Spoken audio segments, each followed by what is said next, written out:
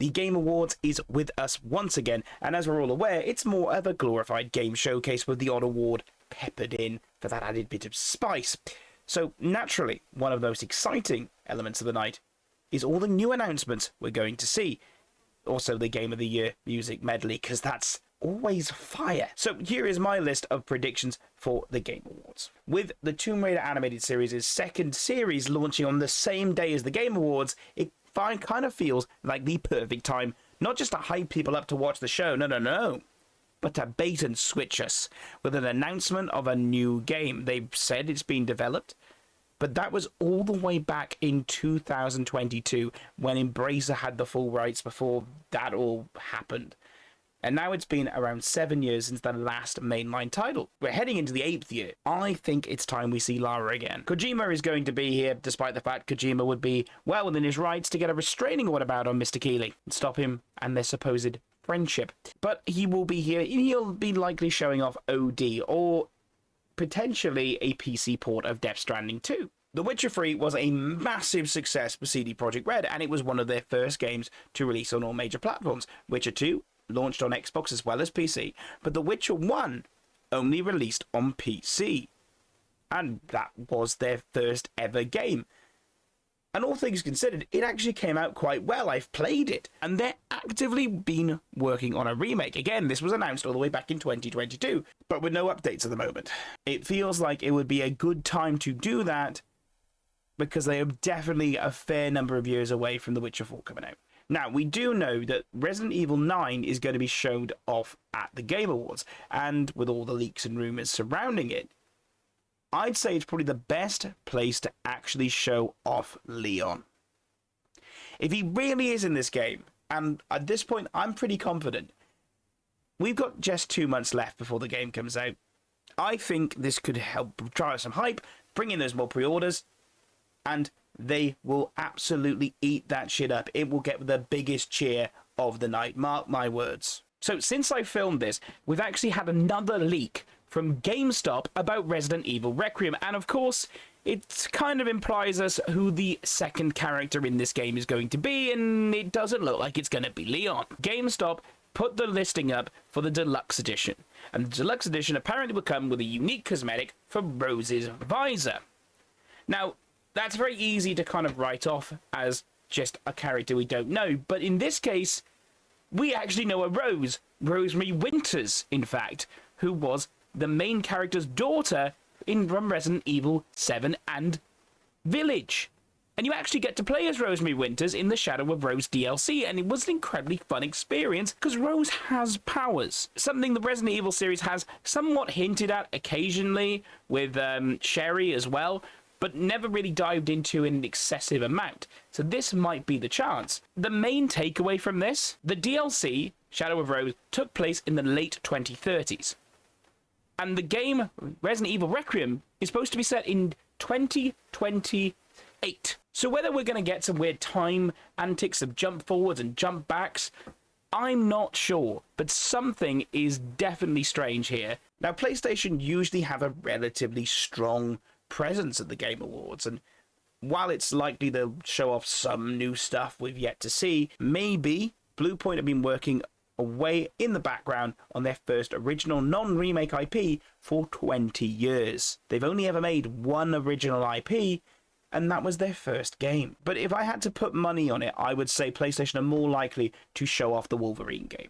It's releasing next year, it's got one of the biggest appeals, so getting it in front of as many people as possible kind of feels like a given. FromSoft have always been one of the heavy hitters and definitely a big fan of the Game Awards. And while I'd rather they announce some more traditional Souls experience that has less PvP elements in it, I think it's more likely we're going to get Duskbloods, their new Nintendo Switch exclusive game that has some significant Bloodborne coding to it, because Bloodborne fans haven't been bedded enough, it seems, right?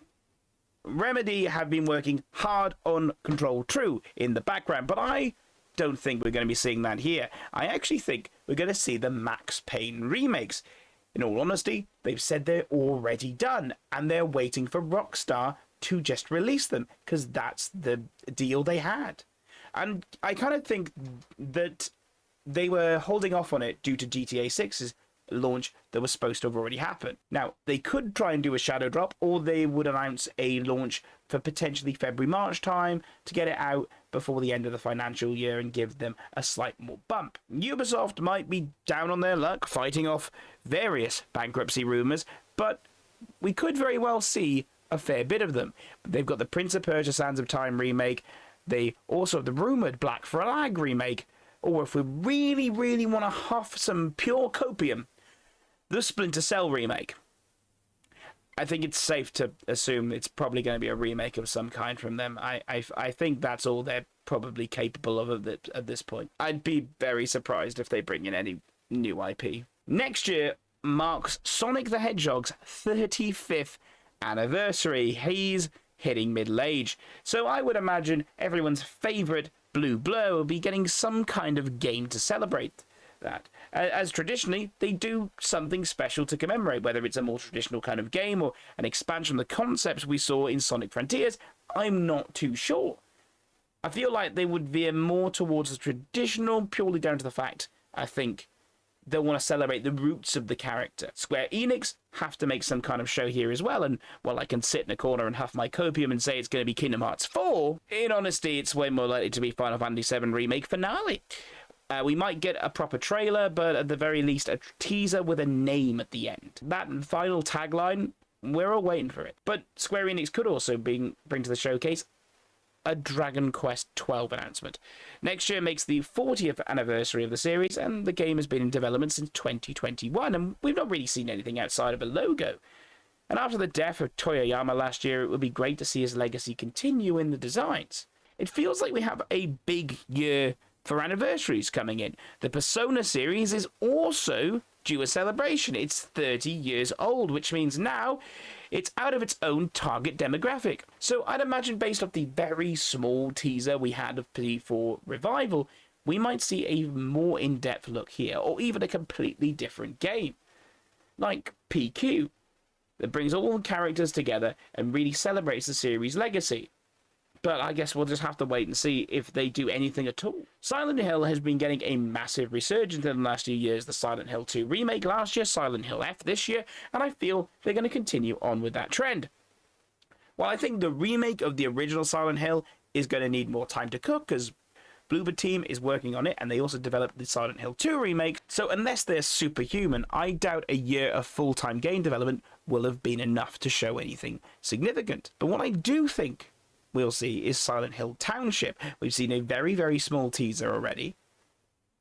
But I'd imagine, considering it's been in development since 2022, that it'll have a fair amount of time in the oven, and it launches next year. It'll make 3 years in a row with a new Silent Hill game to play. So I imagine they really do want to push it for that 2026 release.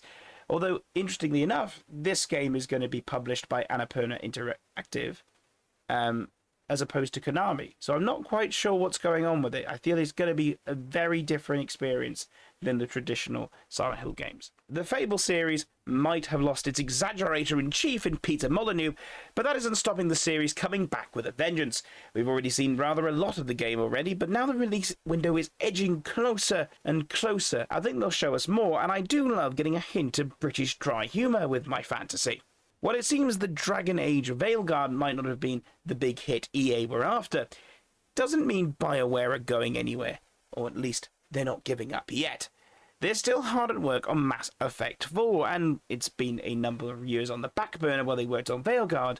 It's probably the most copium-infused prediction I've got, but I'd rather let them cook than rush this one out. Now, is it really a showcase if we don't get an iconic IP in it? Yeah, I'm on about Star Wars.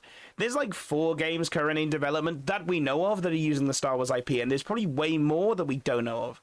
The most copium-infused one is the Kota remake, which at this point, I just think it's vaporware. So there's also Star Wars Eclipse from Quantic Dream, which also hasn't had an update since 2021. So that could also probably be vaporware, or we get a nice surprise and see it. I don't know. Now, the two that are most likely to be seen, in fact, one of them actually has a release window next year, and it's called Star Wars Zero Company. It's a turn-based tactics approach, which, based on the trailer, looks like it's very XCOM heavy, which actually feels like a style that they've never tried to do with Star Wars. They've tried real-time strategy. They've tried first-person shooters, they've tried third-person shooters, but they've never tried something kind of like XCOM. So I feel like that could be a very interesting experience. We also have the final game in the Jedi series, although considering how big a draw that is, they might save that for Star Wars Day and announce it there. Well, those are my predictions for the Game Awards, and please remember to like this video. Let me know down in the comments if you agree with me, or if you think there's something I missed in my predictions. And of course, don't forget to subscribe. But for now, I'll see you in the next one. Bye for now, guys.